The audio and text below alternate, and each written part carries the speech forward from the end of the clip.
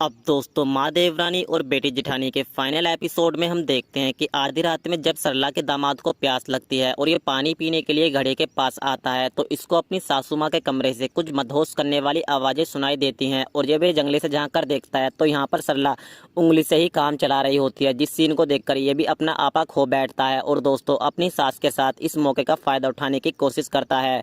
और अपनी सासू माँ के कमरे में आकर जैसे ही इसके साथ काम जोड़ता ही है अचानक से लाइट आ जाती है और जब ये दोनों एक दूसरे को देखते हैं तो शर्म से पानी पानी हो जाते हैं। और दोस्तों इतने में ही इसका जो दामाद होता है पतली गली से निकल लेता है। अब अगले दिन दीपक अपनी सास से पूछता है कि आपके और रौनक के बीच में क्या चल रहा है, तो सरला साफ बोल देती है कि रौनक हमसे प्यार करते हैं और हम भी उनसे प्यार करते हैं और जल्द ही हम दोनों एक दूसरे के साथ शादी भी करने वाले हैं। इस बात को सुनकर इसका दामाद अचंभे में आ जाता है और अपनी सास को बोलता है कि रौनक तो नासमझ है, उसको इज्जत बेइज्जती का कुछ पता नहीं, लेकिन आप तो समझदार हो, आप इस उम्र में ये घिनौने काम कर रही हो, आपको शर्म नहीं आती।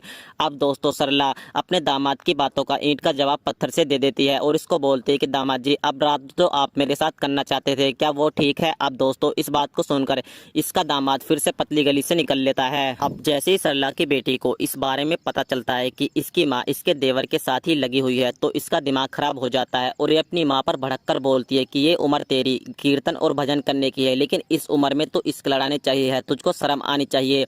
अपनी इज्जत का ना सही लगभग हमारी इज्जत का तो ख्याल करना चाहिए था। लेकिन दोस्तों इसके बावजूद भी ये लोग अपनी जिद पर अड़े हुए होते हैं और रौनक अपने बाबूजी को बोलता है कि बाबूजी आप हमारा हिसाब कर दीजिए, मैं सरला को लेकर कहीं दूर चला जाऊंगा। तो इस पर जिम्मी बोलती है कि अब तुम लोग कहीं नहीं जाओगे, मैं नहीं चाहती कि तुम्हारे जाने से हमारे गाँव में बदनामी हो। और ये अपनी माँ को बोलती है कि तू इस घर में देवरानी बनकर रहेगी और मैं जेठानी बनकर रहूंगी। और उसके बाद इसकी माँ अपनी बेटे की इस शर्त को मान लेती है और कहानी का दी एंड यहीं पर हो जाता है। तो दोस्तों आपको स्टोरी कैसी लगी कमेंट सेक्शन में लिखकर जरूर बताएं। चैनल को पहली बार देख रहे हैं चैनल को सब्सक्राइब करके बेल आइकन भी जरूर दबाएं।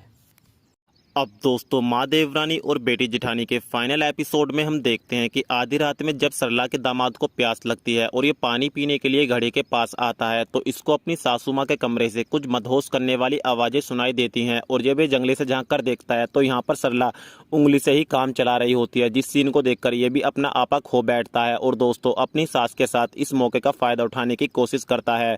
और अपनी सासू माँ के कमरे में आकर जैसे ही इसके साथ काम जोड़ता ही है अचानक से लाइट आ जाती है और जब ये दोनों एक दूसरे को देखते हैं तो शर्म से पानी पानी हो जाते हैं। और दोस्तों इतने में ही इसका जो दामाद होता है पतली गली से निकल लेता है। अब अगले दिन दीपक अपनी सास से पूछता है कि आपके और रौनक के बीच में क्या चल रहा है, तो सरला साफ बोल देती है कि रौनक हमसे प्यार करते हैं और हम भी उनसे प्यार करते हैं और जल्द ही हम दोनों एक दूसरे के साथ शादी भी करने वाले हैं। इस बात को सुनकर इसका दामाद अचंभे में आ जाता है और अपनी सास को बोलता है कि रौनक तो नासमझ है, उसको इज्जत बेइज्जती का कुछ पता नहीं, लेकिन आप तो समझदार हो, आप इस उम्र में ये घिनौने काम कर रही हो, आपको शर्म नहीं आती। अब दोस्तों सरला अपने दामाद की बातों का ईंट का जवाब पत्थर से दे देती है और इसको बोलती है कि दामाद जी अब रात तो आप मेरे साथ करना चाहते थे, क्या वो ठीक है? अब दोस्तों इस बात को सुनकर इसका दामाद फिर से पतली गली से निकल लेता है। अब जैसे ही सरला की बेटी को इस बारे में पता चलता है कि इसकी माँ इसके देवर के साथ ही लगी हुई है तो इसका दिमाग खराब हो जाता है और ये अपनी माँ पर भड़क कर बोलती है कि ये उम्र तेरी कीर्तन और भजन करने की है, लेकिन इस उम्र में तो इश्क लड़ाने चाहिए है, तुझको शर्म आनी चाहिए। अपनी इज्जत का ना सही लगभग हमारी इज्जत का तो ख्याल करना चाहिए था। लेकिन दोस्तों इसके बावजूद भी ये लोग अपनी जिद पर अड़े हुए होते हैं और रौनक अपने बाबूजी को बोलता है कि बाबूजी आप हमारा हिसाब कर दीजिए, मैं सरला को लेकर कहीं दूर चला जाऊंगा। तो इस पर जिम्मी बोलती है कि अब तुम लोग कहीं नहीं जाओगे, मैं नहीं चाहती कि तुम्हारे जाने से हमारे गाँव में बदनामी हो। और ये अपनी माँ को बोलती है कि तू इस घर में देवरानी बनकर रहेगी और मैं जेठानी बनकर रहूंगी। और उसके बाद इसकी माँ अपनी बेटी की इस शर्त को मान लेती है और कहानी का दी एंड यहीं पर हो जाता है। तो दोस्तों आपको स्टोरी कैसी लगी कमेंट सेक्शन में लिखकर जरूर बताएं। चैनल को पहली बार देख रहे हैं चैनल को सब्सक्राइब करके बेल आइकन भी जरूर दबाएं।